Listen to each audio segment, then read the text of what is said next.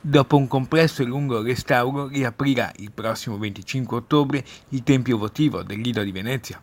Qui riposano, in un ideale abbraccio di pace, circa 3.000 caduti delle due guerre. L'inaugurazione del Tempio votivo è sicuramente un momento interessante e importante per tutta la comunità del Lido. Ricordiamo che sono dei lavori che sono iniziati diversi anni fa, seguiti inizialmente dall'ufficio tecnico della municipalità e poi direttamente anche dal comune, in particolare dal settore dei lavori pubblici.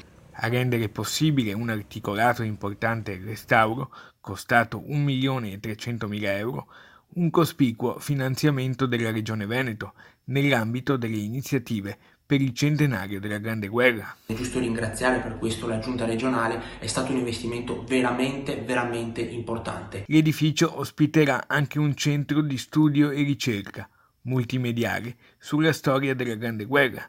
Sarà aperto al pubblico grazie a una convenzione sottoscritta tra l'Ente Onor Caduti di Roma, la Diocesi Patriarcato di Venezia e il Comune. Al fine di avere una gestione partecipata che possa consentire ai cittadini di sentire quel luogo come un luogo proprio, ricco di sacralità e che deve essere rispettato, ma anche come un posto dove finalmente i cittadini possono magari sviluppare delle attività culturali che non farebbero altro che accrescere il prestigio stesso di quella struttura.